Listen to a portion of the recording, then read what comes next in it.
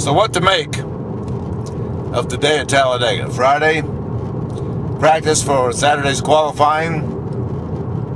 For Sunday's errands $4.99. Well, we learned a lot about Goodyear tires. Goodyear had a third test this week at Indianapolis Motor Speedway, trying to come up with better tires for the Brickyard 400 in July, and the report we got from Ryan Newman didn't get much done up there.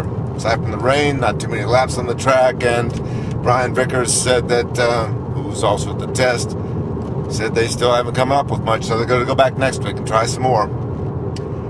And John Darby, the guy who runs the garage area, the top cop in the garage area under Mike Helton, said he was up there checking things out. The tires Goodyear has right now for the Indy race only go 12 laps. That's not much improvement. Goodyear started testing at Indianapolis last October after the fiasco last summer, where they only got 8 to 9 laps on a set of tires and had to have cautions every 10 laps so the teams could come down and change tires. Very embarrassing. So now they're up to 12 laps. 2.5 mile track, 24, 30 miles. That's not going to get it. Goodyear has a lot of work to do, and NASCAR doesn't seem to be too happy about the way things are going. It takes 30 days to make tires.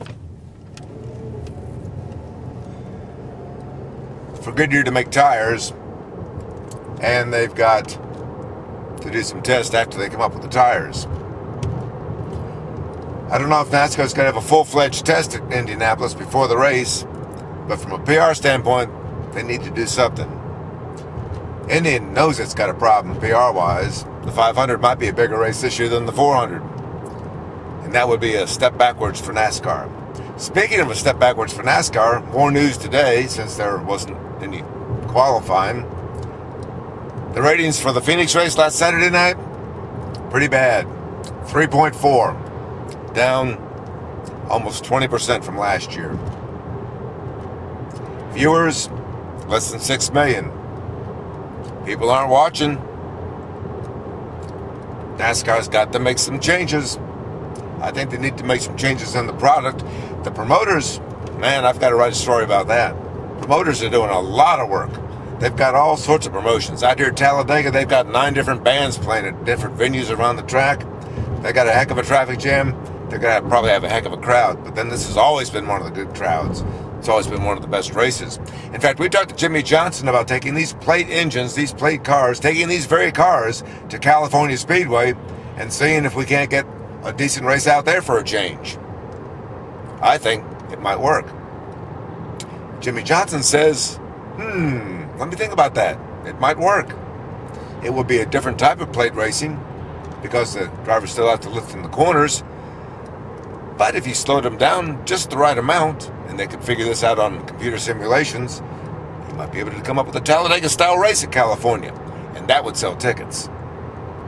But I don't think NASCAR's willing to move on anything right now. They seem to be almost stuck in the mud. We talked with Richard Chodas about his driver change. He's moving Kevin Harvick over to the Gil Martin team, and moving Gil Martin's driver, Casey Mears, over to the Todd Berrier team. Now, everybody I've been talking to in the media center and in the media seems to be focusing on Casey Mears. He's only won one race in his 5 years or so in NASCAR, and they seem to think that people are getting upset with Casey. I'm saying, hey, no problem there. They like Casey. He's got a good contract. He's a good spokesman, well polished. I'm thinking the issue is Kevin Harvick and Shell. This is the 3rd year of the Shell sponsorship with Chodas. The contract's up for renewal. Kevin's last win, 207 at Daytona. Nice win. That's over 2 years. And Kevin's last few races, all of the Chodas teams' last few races haven't been very impressive at all. Chodas realizes that.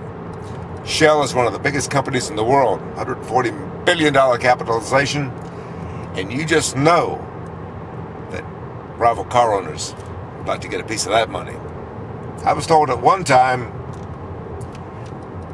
Shell even put $40 million into advertising that 207 win at Daytona. $40 million in a 2-week marketing campaign. That's clout. And let's see, Jack Roush, he's a sponsor for Matt Kenseth.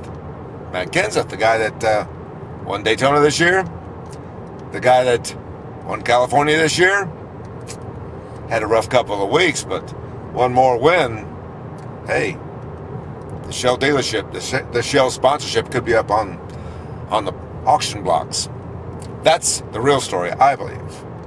But it's only Friday. We're still working the garage area. We're still checking out stories. We've got a lot of stories to deal with. We're still trying to figure out what Rick Hendrick might want to do with Dale Earnhardt Jr. What would you do with Dale Earnhardt Jr.? He's a good driver. Maybe not a super driver, but he's a good, decent driver. Not performing up to snuff. What would you do? I think that's an issue for Junior as well as for Rick Hendrick. More stories? More stories from MikeMulhern.net this weekend.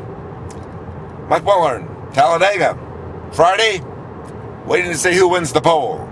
And hey, might be Tony Stewart. Mike Mulhern for MikeMulhern.net.